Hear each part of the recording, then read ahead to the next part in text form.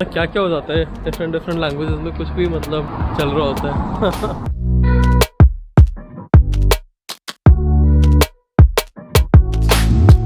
देखते हैं कितना एनर्जेटिक मैं फील करता हूँ थ्रू आउट द डे।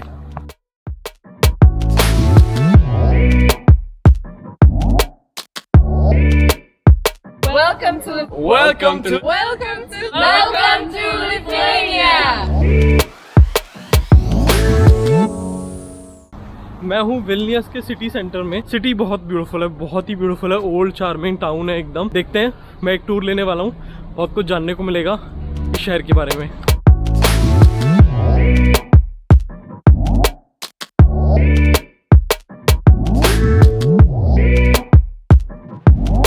तो ये जो चर्च है मेरे सामने, ये एक परफेक्ट एग्जांपल है बरोक आर्किटेक्चर का। बहुत ही डेकोरेटेड सा एक्सटीरियर, फसाद बोलते हैं आउटसाइड ऑफ द बिल्डिंग को। एंड ऐसे लिथुएनिया में केवल 2 चर्च हैं। लिथुएनिया में जैसे मैंने आपको दिखाया था पहले, चर्चेज यूजुअली बहुत सिंपल होते हैं। एंड ये बेसिकली एक पोलिश चर्च है। मतलब लिथुएनिया एक टाइम पे पोलिश कॉलोनी था, ऐसे बोल लेते हैं।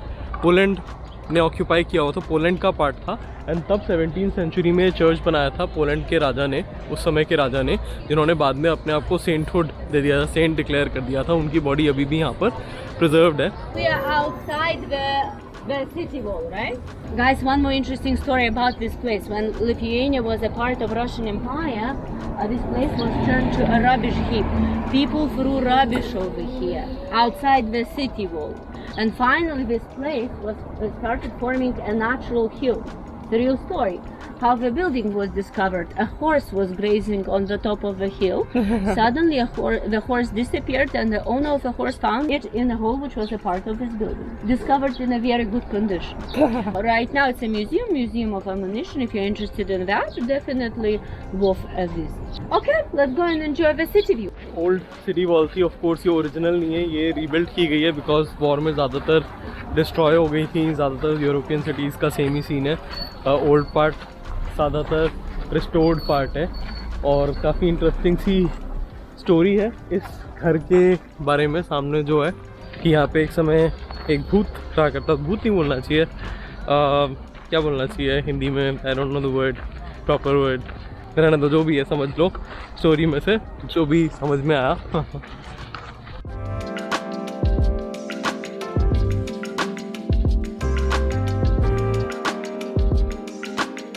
So we are about to cross the border of the Republic of Užupis. Užupis behind the river. It's not a fake republic, it's a real republic. As long as it has everything a real republic can have: a president, a prime minister, lots of ambassadors, constitution, Independence Day. It even had an army, 12 people, but they decided to be pacifists and they got rid of the army. हमारी guide बता रही थी कि यहाँ पे जो average salary है वो अराउंड 1200 यूरोज़ है और मिनिमम अराउंड 500 यूरोज़ है। और 1200 is very sufficient to get bye.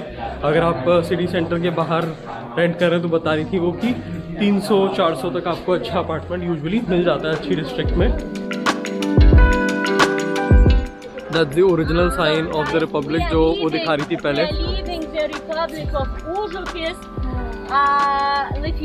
Lithuanians are considered to be a grumpy nation. We have 3 more stops and we're about to get. तो ये वो जो सो कॉल्ड मॉकिंग कॉन्स्टिट्यूशन है वो डिफरेंट लैंग्वेजेस में यहाँ लिख रखा है। ये 8 डिस्ट्रिक्ट है सिटी की, और जैसे वो बता रही थी इसे एकदम अलग रिपब्लिक एक टाइम में अलग पार्ट था और अभी तो सिटी का ही पार्ट है, कंट्री का ही पार्ट है। बट अभी भी फन चलता रहता है इसके साथ। तो पता नहीं कितनी सारी लैंग्वेजेस में लिख रखा है। अनफॉर्चुनेटली इतनी सारी लैंग्वेजेस, तिब्बतन भी है बट हिंदी नहीं है। हिंदी इज़ द थर्ड तो नहीं, आई थिंक 4th या 5th biggest language by number of speakers है, बट यहाँ पे रिप्रेजेंटेड नहीं है वो। यहाँ पर इस फेक रिपब्लिक को पासपोर्ट आप शो कर सकते हैं अपना, और वो आपको एक फेक स्टैम्प भी लगा देंगे, बट आपके पासपोर्ट पे नहीं of course because it's not really Republic. इन्होंने अपने पासपोर्ट पे स्टैंप लगवा ली है रिपब्लिक की। Good nice. तो ये जो सामने मरमेड दिखाई दे रही है इसे एंजल ऑफ ओजुपस बोलते हैं, एंड बोलते हैं कि इसकी आंखों में बहुत देर तक नहीं देखना चाहिए, अगर देखते हैं तो लोग फिर ओजुपस में ही रह जाते हैं। तो अगर आपको ओजुपस आना है, ओजुपस में रहना, तो देखते रहो जुड़े रहो अक्षर डिस्कवर द वर्ल्ड के साथ। ये बिल्डिंग आप देख रहे हैं लाल लाल दिख रही है, बट ये एक्चुअली लाल है नहीं, ये लाल पेंट की गई है। इनफैक्ट विलनेस में कोई भी बिल्डिंग लाल नहीं है, बिकॉज यहाँ पे लाल क्ले नहीं मिलती है रेड ब्रिक्स बनाने के लिए, बट लोगों को रेड कलर अच्छा लगता है, तो इन्होंने सारी बिल्डिंग्स को, ज़्यादातर बिल्डिंग्स को, इनफैक्ट सारे मेजर चर्चेस को रेड पेंट कर रखा है। तो अर्बन लेजेंड है कि यहाँ पर अगर आप अपना हाथ रखते हो तो आपको पूरे दिन बहुत ही एनर्जेटिक फील होता है। तो चलो टेस्ट करते हैं, एक्सपेरिमेंट करते हैं। मैंने रख दिया अपना हाथ, देखते हैं कितना एनर्जेटिक मैं फील करता हूँ थ्रू आउट द डे। ये एक ऐप है जिससे आप सिटी के मॉन्यूमेंट्स पे अगर पॉइंट करते हैं तो देखिए ये एक जो पेंटिंग बनी हुई है वो लाइव हो जाती है, 3 डायमेंशनल। इंटरेस्टिंग कॉन्सेप्ट है यार, ये तो काफ़ी अलग यूनिक। ये जस्ट एक टूरिस्ट अट्रैक्शन बना रखा है। देखो ये सिमिलरली यहाँ पर भी सेम चीज़ हो रही है। ये जो मोराल है उसको स्कैन किया आपसे, तो ये एक एनिमेशन बन गया। ये पत्थर में बनी हुई वॉशिंग मशीन है।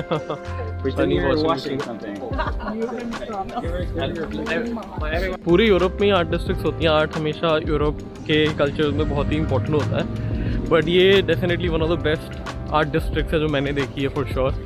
दलाई लामा के बारे में बता रही है, यहाँ पे काफ़ी बार आ चुके हैं और उनको honorary citizenship of the republic मिली हुई है। One of the symbols of Užupis is an open palm that tells that the republic is open to all religions, all nationalities. It also tells you can't buy us, the money you give us will go through. Yep. Okay, let's visit the main square of Užupis. Guys, the main square of Užupis. यहाँ पे local language में यानी कि Lithuanian में milk को बोलते हैं पीनास। ये बड़ी पॉपुलर चेन है की एक्सप्रेस यहाँ पे ग्रोसरी स्टोर्स की, है ना। क्या क्या हो जाता है डिफरेंट लैंग्वेजेस में, कुछ भी मतलब चल रहा होता है।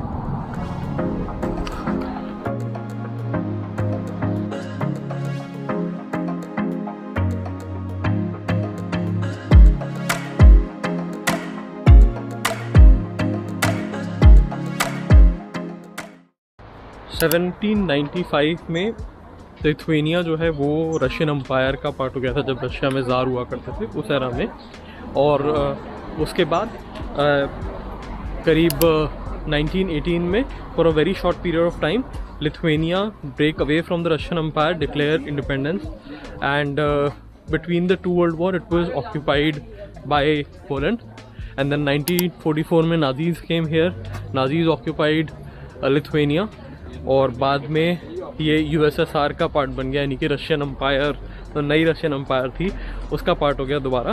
एंड 1991 में this was the first republic of all the Soviet republics to declare its independence, followed by other republics, and तब से ये इंडिपेंडेंट नेशन की तरह एग्जिस्ट करता है। जितनी भी सोवियत कंट्रीज़ में गया हूँ उन सब में सबसे कम Soviet elements, building style, life style and cuisine and लोगों का थॉट प्रोसेस, उसमें सबसे कम सोवियताइजेशन मुझे यहीं पे मिला है। मतलब सबसे कम सोवियत इन्फ्लुएंसेस यहीं पे, ये ज़्यादा यूरोपियन फील है, लुक एंड फील भी, और मतलब लोगों की थॉट प्रोसेस, लाइफस्टाइल भी ज़्यादा यूरोपियन है, कम सोवियत है। वो एरा प्रीटी मच यहाँ पर कम्प्लीटली वाइप आउट किया जा चुका है।